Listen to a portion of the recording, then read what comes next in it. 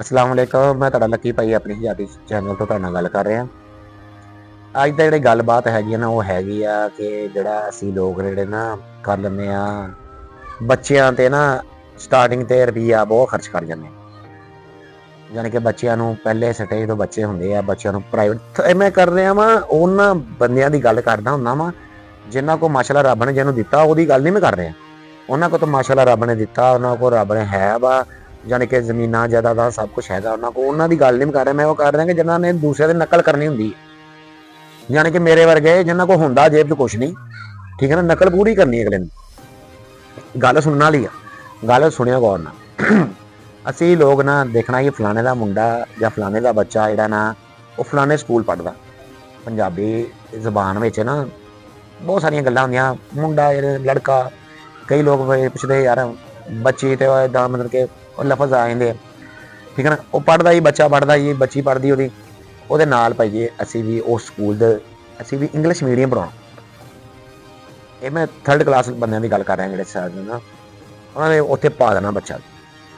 बच्चे की फीस 4000 5000 औखे सौखे हो के देई जा रहे हैं। मैट्रिक तक बच्चा पढ़ गया, मैट्रिक तो बाद आ गई हुण गल, मैट्रिक तो बाद की गल करने। मैट्रिक तो बाद आन के हुण उत्थे फीस आ जांदी है जी जां तो तुसीं मैडिकल च पाउणा जां किच पाउणा कोर्स कराउणा, उत्थे आन के साडे वर्गियां दी हो जांदी है बस।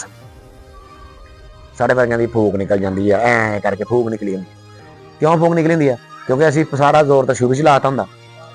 4-4 5-5 हज़ार रुपया स्कूल की फीस ते पाता हुंदा। ठीक है माशाअल्लाह पाना चाहिए जो बंदे को फैसिलिटी है, लेकिन मैं बहुत ज़्यादा बंदे तरक्की करते देखे जो गौरमेंट स्कूलों पढ़े, वो बहुत ही उच्ची जगह गए, ठीक है ना।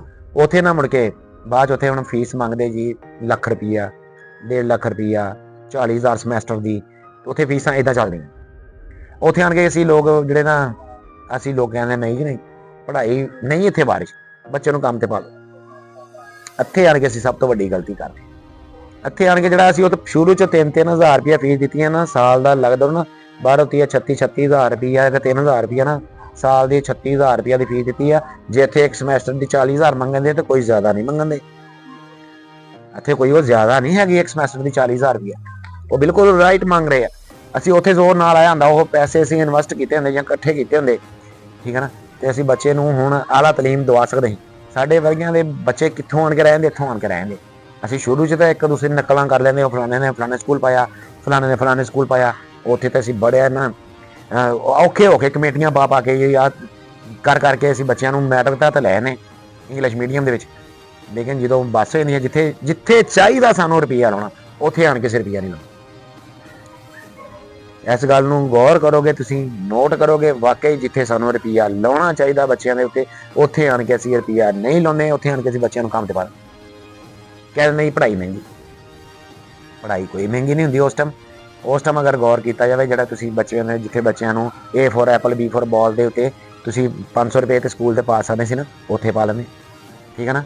ਪ੍ਰਾਈਵੇਟ ਨਹੀਂ ਪਾ ਸਕਦੇ, 5-5 ਹਜ਼ਾਰ ਵਾਲੇ 'ਚ ਨਾ ਪਾਓ, ਹਲਕੇ ਵਾਲੇ ਪਾ ਲਓ, ਟਿਊਸ਼ਨ ਪਾ ਲਓ, 500-600 ਟਿਊਸ਼ਨ ਨਾ ਦੇ ਲਓ, ਠੀਕ ਹੈ ਨਾ।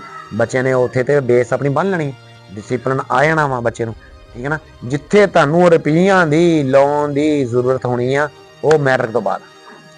ਮੈਟ੍ਰਿਕ ਤੋਂ ਪਹਿਲੇ ਤੁਹਾਨੂੰ ਰੁਪਈਏ ਇੰਨੇ ਜ਼ਾਇਆ ਕਰਨ ਦੀ ਜ਼ਰੂਰਤ ਨਹੀਂ, ਠੀਕ ਆ। ਬੱਚਿਆਂ ਨੂੰ ਸ਼ੌਰ ਹੋਣਾ ਚਾਹੀਦਾ, ਇਲਮ ਹਾਸਲ ਕਰਾਉਣਾ ਚਾਹੀਦਾ ਅੱਛੇ ਤਰੀਕੇ ਨਾਲ। ਹਰ ਬੰਦੇ ਦੀ ਖੁਆਇਸ਼ ਹੁੰਦੀ ਹੈ, ਲੇਕਿਨ ਖੁਆਇਸ਼ ਆਪਣੀ ਜੇਬ ਵੱਲ ਦੇਖ ਕੇ ਵੀ ਤੁਰਨਾ ਚਾਹੀਦਾ।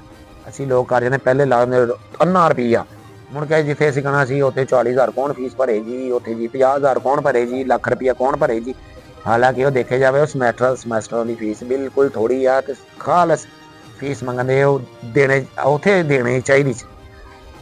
ਇਸ ਵਾਸਤੇ ਕਿਸੇ ਦੀ ਨਕਲ 'ਚ ਆਣ ਕੇ ਆਪਣੀ ਜੇਬ ਹਲਕੀ ਨਾ ਕਰਾਉਂਦੇ ਰਹੋ ਕਿ ਮੁੜ ਕੇ ਬਾਅਦ 'ਚ ਕਹੋ ਜੀ ਸਾਡੇ ਤੇ ਬੱਚਿਆਂ ਦੀ ਫੀਸਾਂ ਦੇ ਖਰਚੇ ਬਹੁਤ ਆ, ਠੀਕ ਹੈ ਨਾ। ਫੀਸਾਂ ਠੀਕ ਆ ਦੇਣੀਆਂ ਹੈਗੀਆਂ, ਟਿਊਸ਼ਨ ਪੜ੍ਹਾਉਣੇ ਹੈਗੇ ਆ, ਲੇਕਿਨ ਇਹ ਆ ਕਿ ਉੱਥੇ ਜਾ ਕੇ ਜਿੱਥੇ ਜ਼ੋਰ ਚਾਹੀਦਾ ਨਾ ਉੱਥੇ ਜ਼ੋਰ ਲਾਓ, ਨਾ ਕਿ ਉੱਥੇ ਜਿੱਥੇ ਨਹੀਂ ਜ਼ੋਰ ਚਾਹੀਦਾ ਉੱਥੇ ਤੁਸੀਂ ਆਪਣਾ ਜ਼ੋਰ ਲਾ ਦਿਓ। ਸਮਝੇ ਨਹੀਂ ਗੱਲ ਨੂੰ ਤੁਸੀਂ ਸਮਝ ਗਏ, ਫੋਲੋ ਕਰ ਰਹੇ ਆ। ਬਾਕੀ ਦੁਆਵਾਂ ਯਾਦ ਰੱਖਿਓ। ਬੜੀ ਮਿਹਰਬਾਨੀ। ਅੱਲਾ ਹਾਫਿਜ਼।